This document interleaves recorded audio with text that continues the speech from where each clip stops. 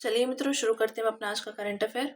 देखते हैं हमारी आज की जितनी भी महत्वपूर्ण खबरें हैं सभी पे विस्तार से चर्चा और विश्लेषण करते हैं। हमारी पहली न्यूज है, CDSCO ने 35 फिक्स्ड डोज कॉम्बिनेशन दवाओं पर प्रतिबंध लगाया। तो केंद्रीय औषधि मानक नियंत्रण संगठन ने सभी राज्यों और केंद्र शासित प्रदेशों को 35 अस्वीकृत FTC दवाओं के विनिर्माण, बिक्री और वितरण को रोकने का निर्देश दिया है। ध्यातव्य है कि CDSCO भारत में औषधीय चिकित्सा उपकरणों और सौंदर्य प्रसाधनों के लिए शीर्ष विनियामकीय संस्था है। यह निर्णय इसलिए लिया गया है क्योंकि कई FTC दवाएं औषधि एवं प्रसाधन सामग्री अधिनियम 1940 के तहत नई औषधि एवं नैदानिक परीक्षण नियम 2019 के प्रावधानों का उल्लंघन कर रही थी। फिक्स्ड डोज कॉम्बिनेशन FTC के विषय में देखते हैं। तो 2 या 2 से अधिक सक्रिय औषध सामग्रियों को एक निश्चित अनुपात में मिलाकर बनाई गई एकल खुराक वाली दवा को फिक्स्ड डोज कॉम्बिनेशन कहा जाता है। कभी कभी इन्हें कॉकटेल ड्रग्स भी कहा जाता है।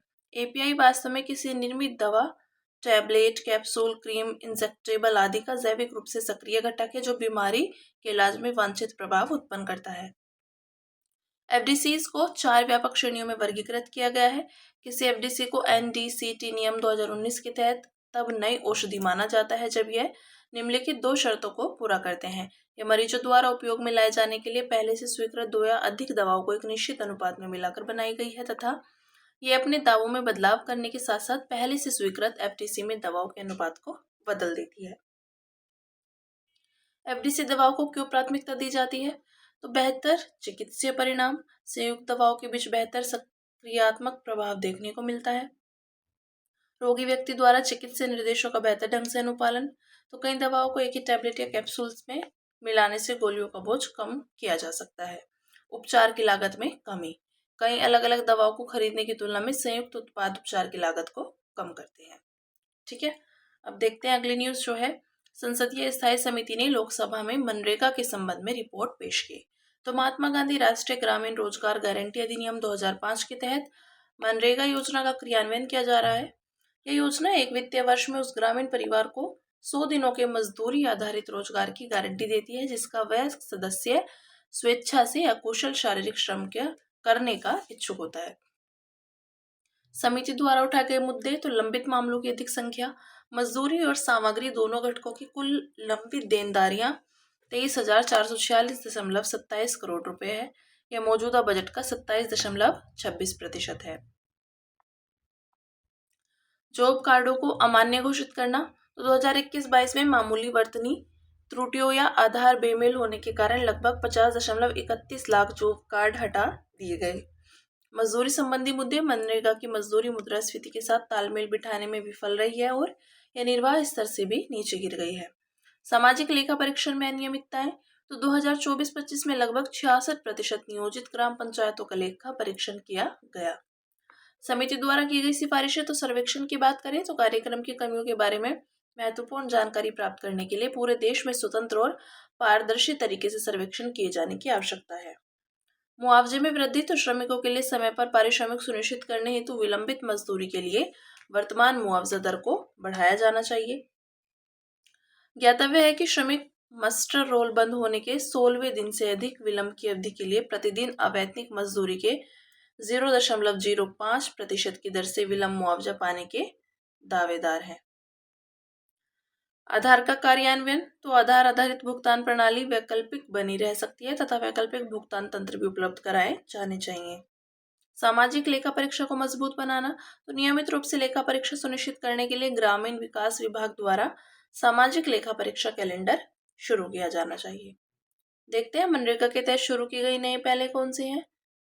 तो आजीविका संबंधी अन्य गतिविधियों को बढ़ावा देना, बागवानी, वृक्षारोपण पर विशेष जोर देने के साथ साथ वृक्षारोपण कार्य को बढ़ावा देने के लिए राज्यों को परामर्श जारी किया गया। युक्त धारा पोर्टल, तो यह रिमोट सेंसिंग, अंतरिक्ष प्रौद्योगिकी और GIS आधारित सूचना का उपयोग करके नई मनरेगा परिसंपत्तियों की योजना बनाने में सुविधा प्रदान करता है। इस पोर्टल को ISRO, राष्ट्रीय सुंदर संवेदन केंद्र और ग्रामीण विकास मंत्रालय ने मिलकर विकसित किया। ठीक है, फिर नेक्स्ट है NRLM, अनुपालक क्लस्टर लेवल फेडरेशंस, तो नर्सरी, वृक्षारोपण और अन्य व्यक्तिगत लाभार्थी कार्यों के लिए कार्यान्वयन एजेंसियों के रूप में NRLM अनुपालक क्लस्टर लेवल फेडरेशन को शामिल करके व्यक्तिगत लाभार्थी आजीविका में सुधार करना। ये बात की गई मनरेगा के तहत शुरू की गई नई पहलों की। अब बात करेंगे अगली न्यूज़ की जो है, केंद्रीय वाणिज्य और उद्योग मंत्री के अनुसार भारत मध्य पूर्व यूरोप आर्थिक गलियारा केवल व्यापार मार्ग नहीं बल्कि एक आधुनिक सिल्क रूट भी है। तो केंद्रीय मंत्री के अनुसार IMEC से निम्नलिखित लाभ प्राप्त होंगे। लॉजिस्टिक्स लागत में 30% तक की कमी आएगी, परिवहन में 40% कम समय लगेगा और यह महाद्वीपों के बीच बिना बाधा के व्यापार संबंध स्थापित करेगा। केंद्रीय मंत्री ने IMEC परियोजनाओं के प्रभावी कार्यान्वयन के लिए निम्नलिखित उपाय सुझाए हैं। तो उद्योग जगत, थिंक टैंक, अकादमिक जगत जैसे सभी हितधारकों की साझेदारी और सक्रिय भागीदारी, नवोन्मेषी वित्त पोषण मॉडल जैसे कि लंबी अवधि में मैच्योर होने वाले IMEC बॉन्ड जारी करना आदि। सिल्क रूट के विषय में देखते हैं तो सिल्क रूट यानी रेशम मार्ग एक ऐतिहासिक व्यापार मार्ग था। इसका उपयोग दूसरी सदी ईसा पूर्व से लेकर 14वीं से 15वीं सदी तक किया गया था। यह एशिया से यूरोप तक जाता था। इसके विषय में देखते हैं IMEC के, तो एक मल्टी मॉडल कनेक्टिविटी परियोजना है। इसे 2023 में नई दिल्ली में आयोजित G20 शिखर सम्मेलन के दौरान हस्ताक्षरित समझौता ज्ञापन के माध्यम से औपचारिक रूप दिया गया था। इसके भारत, यूरोपीय संघ, फ्रांस, जर्मनी, इटली, सऊदी अरब, संयुक्त अरब अमीरात और संयुक्त राज्य अमेरिका हितधारक है।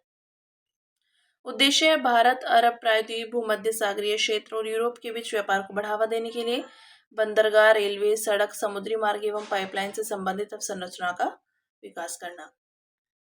IMEC का रणनीतिक महत्व, तो यह स्वेज नहर जैसे व्यस्त समुद्री मार्गों का विकल्प प्रदान करके निरंतर व्यापार को बढ़ावा देगा। भू आर्थिक, यह भारत, मध्य पूर्व और यूरोप के बीच आर्थिक एकीकरण की सभी संभावनाओं के खोज एवं उनका दोहन करेगा। अन्य महत्व, यह चीन की बेल्ट एंड रोड इनिशिएटिव के प्रत्युत्तर में एक विकल्प प्रस्तुत करता है। फिर नेक्स्ट न्यूज़ है हमारी, न्यायमूर्ति BR गवाई को भारत के अगले मुख्य न्यायाधीश यानी CJI के रूप में अनुशंसित किया गया। भारत के वर्तमान मुख्य न्यायाधीश ने न्यायमूर्ति BR गवाई का नाम भारत के अगले मुख्य न्यायाधीश के रूप में नियुक्त हेतु केंद्रीय विधि एवं न्याय मंत्रालय को अनुशंसित किया है। ध्यातव्य है कि सुप्रीम कोर्ट के वरिष्ठतम न्यायाधीश को CJI द्वारा अपने उत्तराधिकारी के रूप में नामित करने की स्थापित परंपरा रही है। सेवानिवृत्त हो रहे मुख्य न्यायाधीश की अनुशंसा प्राप्त होने के बाद केंद्रीय विधि और न्याय मंत्री अनुशंसा प्रधानमंत्री को भेजता है।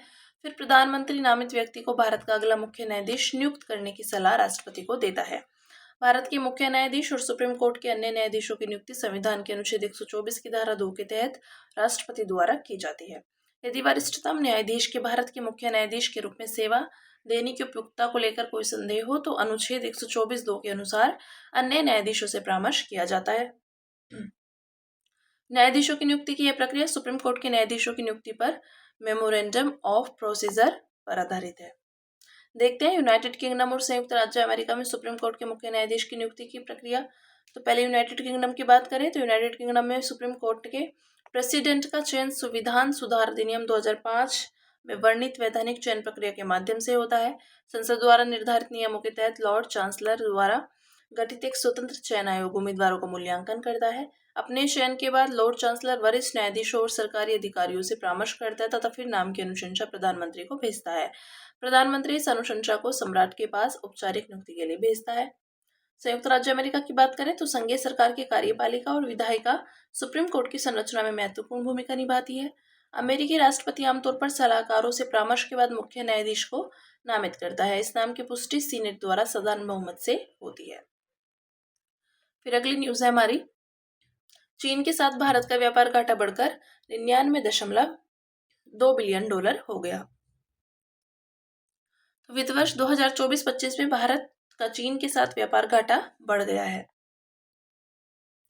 इसका मुख्य कारण इलेक्ट्रॉनिक वस्तुओं जैसे electrical vehicle, battery, solar cells आदि और टिकाऊ उपभोक्ता वस्तुओं के आयात में तेजी से हुई बढ़ोतरी है। इस दौरान भारत का चीन को निर्यात घटकर 14.3 बिलियन डॉलर रह गया है। चीन के साथ बढ़ते व्यापार घाटे और चीन पर बढ़ती आयात निर्भरता से जुड़ी प्रमुख चिंताएं देखते हैं तो घरेलू विनिर्माण के लिए खतरा। तो चीनी वस्तुएं अक्सर कृत्रिम रूप से कम कीमतों पर भारत में आती हैं। इससे भारतीय घरेलू उद्योगों विशेषकर इस्पात, रसायन और इलेक्ट्रॉनिक्स जैसे उद्योगों को नुकसान होता है। रणनीतिक निर्भरता संबंधी चिंताएं, तो बढ़ता व्यापार घाटा चीनी वस्तुओं पर संरचनात्मक निर्भरता को दर्शाता है। इससे आपूर्ति श्रृंखला कमजोर हो सकती है। इससे राष्ट्रीय सुरक्षा को भी खतरा हो सकता है। उदाहरण के लिए सीमा विवाद या किसी आपात स्थिति में चीन इस निर्भरता का लाभ उठा सकता है। अमेरिकी व्यापार नियमों की उपेक्षा करने का जोखिम। तो चीन छद्म रूप से भारत के जरिए अपने उत्पादों को संयुक्त राज्य अमेरिका भेज सकता है। इससे भारत अमेरिका संबंध प्रभावित हो सकते हैं। बाजार का व्यापवर्तन और डंपिंग का खतरा। तो चीनी निर्माता अमेरिकी टैरिफ के कारण अपनी वस्तुओं का कम कीमत पर भारत में निर्यात यानी डंपिंग कर सकते हैं। इससे भारत के उद्योगों को नुकसान हो सकता है। अन्य है विदेशी मुद्रा का निरंतर बहिर्वाह। बढ़ते व्यापार घाटे। आयात निर्भरता को कम करने के लिए भारत द्वारा शुरू की गई प्रमुख पहलें। तो घरेलू विनिर्माण को मजबूत करना। इसके लिए सरकार की पीएलआई योजना और मेक इन इंडिया जैसी पहलें चल रही हैं। महत्वपूर्ण क्षेत्रकों के लिए स्थानीयकृत आपूर्ति श्रृंखला। उदाहरण के लिए चीन पर निर्भरता कम करने के लिए भारत का बल्क ड्रग पार्क से स्थापित कर रहा है।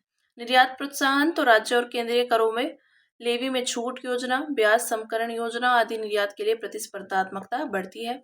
अन्य बाजार पहुंच पहली योजना, व्यापार उपायों और सुरक्षा उपायों जैसे एंटी डंपिंग शुल्क का उपयोग करना आदि।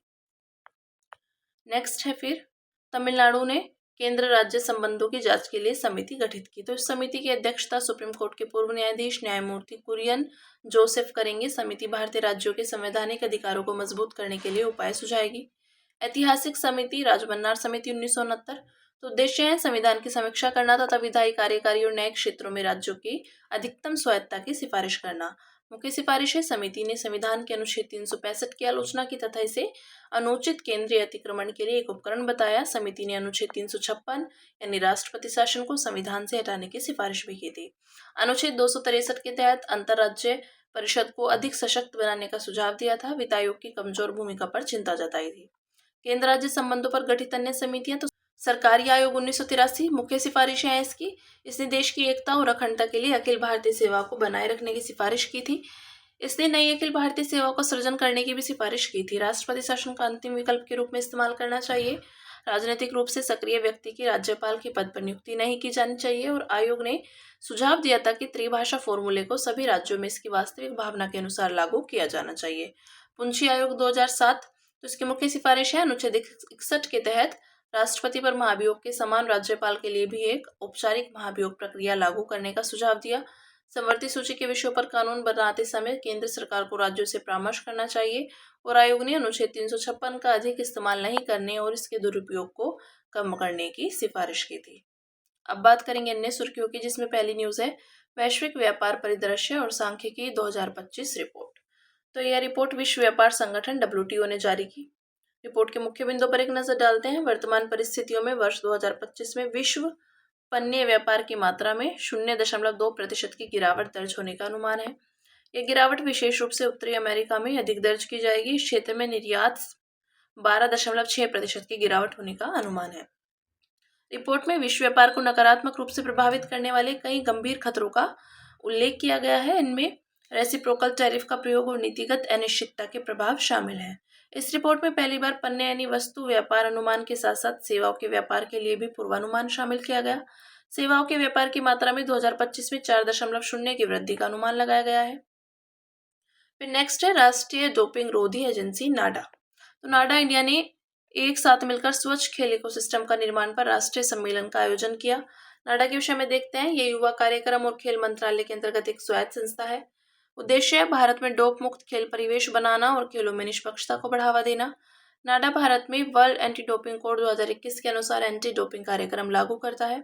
मुख्य कार्य क्षेत्र नमूना संग्रहण, परिणाम प्रबंधन, डोपिंग रोधी शिक्षा और जागरूकता, अनुसंधान और खुफिया जानकारी एवं जांच आदि। फिर नेक्स्ट है गवर्नमेंट ई मार्केट प्लेस। तो भारत सरकार के अनुसार वित्त वर्ष 2024-25 में government e market place platform के माध्यम से 1.3 करोड़ से अधिक व्यक्तियों का बीमा किया गया। इसे 2016 में लॉन्च किया गया था। यह केंद्र सरकार और राज्य सरकार के मंत्रालयों, विभागों, सार्वजनिक उपक्रमों आदि द्वारा वस्तु एवं सेवाओं की सरकारी खरीद हेतु एक पोर्टल है। संचालक मंत्रालय तो केंद्रीय वाणिज्य और उद्योग मंत्रालय। JEM के प्रमुख लाभ तो यह खुले और पारदर्शी खरीद प्लेटफॉर्म के माध्यम से सरकारी एजेंसियों द्वारा खरीद प्रक्रिया को सुविधाजनक बनाता है। नेक्स्ट है क्लिनिडियम लालिटे। भारतीय प्राणी सर्वेक्षण के वैज्ञानिकों ने क्लिनिडियम लालिटे नामक बीटल की एक नई प्रजाति की पहचान की। इसके विषय में देखते हैं। नई खोजी गई प्रजाति अरुणाचल प्रदेश के ताले घाटी वन्यजीव अभ्यारण्य में खोजी गई थी। यह राइसोडीना उपकुल से संबंधित है। इसके विशिष्ट आकृति विज्ञान इसकी विशेषता है और यह जंगल के तल पर रहने वाले ग्राउंड बीटल के एक दुर्लभ समूह से संबंधित है। ये बीटल पोषक चक्रण और मिट्टी के स्वास्थ्य में एक महत्वपूर्ण पारिस्थितिकी भूमिका निभाते हैं। फिर नेक्स्ट है विश्व मौसम विज्ञान संगठन। तो भारतीय नौसेना ने विश्व मौसम विज्ञान संगठन की स्थापना और WMO दिवस 2025 के उपलक्ष्य में मेज्ञान 25 संगोष्ठी का आयोजन किया। WMO की स्थापना 23 मार्च 1950 को संयुक्त राष्ट्र की एक विशेष एजेंसी के रूप में की गई थी। भारत सहित 193 सदस्य देश और क्षेत्र हैं इसके सदस्य। कार्य मौसम विज्ञान, जलवायु विज्ञान, जल विज्ञान और संबंधित पर्यावरणीय सेवाओं को बढ़ावा देने में अंतर्राष्ट्रीय सहयोग हेतु फ्रेमवर्क प्रदान करना। इससे सभी का कल्याण सुनिश्चित हो सकेगा। WMO द्वारा जारी रिपोर्ट्स तो विश्व जलवायु की स्थिति रिपोर्ट, मुख्यालय है इसका जिनेवा, स्विट्जरलैंड में। फिर नेक्स्ट है नेशनल क्रिटिकल मिनरल मिशन। तो केंद्रीय खान मंत्रालय ने नेशनल क्रिटिकल मिनरल मिशन के तहत उत्कृष्टता केंद्रों की स्थापना के लिए दिशा निर्देश जारी किए। इसकी शुरुआत जनवरी 2025 में हुई। कार्यान्वयन मंत्रालय केंद्रीय खान मंत्रालय। उद्देश्य है भारत के क्रिटिकल मिनरल की निरंतर आपूर्ति सुनिश्चित करना। मिशन के तहत देश और विदेशों दोनों जगहों में इन खोजों की उपलब्धता सुनिश्चित की जाएगी। क्रिटिकल मिनरल से जुड़ी मूल्य श्रृंखला यानी वैल्यू चेन को मजबूत बनाया जाएगा। इसके लिए तकनीकी विनियामक और वित्तीय इकोसिस्टम को मजबूत करके खनिजों की खोज, खनन, उपयोगी बनाने, प्रोसेसिंग एवं रिसाइकलिंग में नवाचार, कौशल विकास तथा वैश्विक प्रतिस्पर्धा को बढ़ावा मिलेगा। ठीक है। फिर नेक्स्ट है हमारी उर्दू भाषा। तो सुप्रीम कोर्ट ने महाराष्ट्र में उर्दू भाषा में साइन बोर्ड को बरकरार रखा। सुप्रीम कोर्ट ने कहा कि भाषा किसी धर्म की नहीं होती, वह किसी समुदाय, क्षेत्र और लोगों से जुड़ी होती है। यह एक इंडो आर्यन भाषा है। भाषा विज्ञानी मानते हैं कि मानक उर्दू और मानक हिंदी दोनों ही खड़ी बोली यानी हिंदुस्तानी की अलग अलग औपचारिक शैलियां हैं। इसकी उत्पत्ति और विकास भारतीय उपमहाद्वीप में हुआ। यह संविधान की 8वीं अनुसूची में शामिल है। फिर है वेट बल्ब तापमान। तो हार्वर्ड के शोधकर्ताओं ने वेट बल्ब तापमान की सर्वाइवल सीमा पर सवाल उठाए। उनका सुझाव है कि अधिकतम वेट बल्ब तापमान सीमा 31 डिग्री सेल्सियस हो सकती है, जबकि इसे 35 डिग्री सेल्सियस माना जाता है। वेट बल्ब तापमान के माध्यम से चरम ताप के प्रति मानव अनुकूलता की सीमा का मापन किया जाता है। इसके विषय में देखते हैं। मौसम विज्ञान संबंधी शब्दावली है। इसका उपयोग न्यूनतम तापमान का वर्णन करने के लिए किया जाता है, जिससे स्थिर दबाव पर हवा में जल को वाष्पित करके प्राप्त किया जा सकता है। इसे थर्मामीटर बल्ब को गीले कपड़े से ढककर और पानी को वाष्पित होने देकर मापा जाता है। यह तापमान आर्द्रता को मापने में मदद करता है और यह समझने में मदद करता है कि हवा में कितना पानी वाष्पित हो सकता है, जिससे आराम, खेती और मौसम के पैटर्न आदि प्रभावित होते हैं। फिर नेक्स्ट है कैलाश मानसरोवर। तो भारत और चीन 2019 से प्रतिबंधित कैलाश मानसरोवर यात्रा को फिर से शुरू करने की दिशा में काम कर रहे हैं। इसके विषय में देखते हैं। तीर्थ यात्रा तिब्बती स्वायत्त क्षेत्र में स्थित पश्चिमी हिमालय पर्वत श्रृंखला में संपन्न होती है। इसमें कैलाश पर्वत और मानसरोवर झील शामिल है। धार्मिक और सांस्कृतिक महत्व यह मात्र यात्रा जो है हिंदू, जैन और बौद्ध धर्म के लोगों के लिए बहुत पवित्र मानी जाती है। यह यात्रा 2 अलग अलग मार्गों लिपुलेख दर्रा उत्तराखंड और नाथुला दर्रा सिक्किम से होकर की जाती है। फिर नेक्स्ट है टूती द्वीप। टूती द्वीप 2 वर्षों में सूडानी सेना और अर्धसैनिक बल रैपिड सपोर्ट फोर्सेस के बीच चल रहे युद्ध से नष्ट हो चुका है। यह सूडान की राजधानी खार्तूम में ब्लू और व्हाइट नील नदियों के संगम पर स्थित है। यह एक ऐतिहासिक ओएसिस यानी नकलिस्तान है और शहर की सबसे पुरानी बस्तियों में से एक है। ये एक अर्धचंद्राकार द्वीप है। इस द्वीप का निर्माण सिल्ट यानी तलछट के जमाव से हुआ है। ये बात की हमने टूती द्वीप की। तो हमारी आज की जितनी भी महत्वपूर्ण खबरें थी, हमने सभी पे विस्तार से चर्चा और विश्लेषण किया। अब इसी के साथ मिलते हैं कल अपनी नई खबरों के साथ।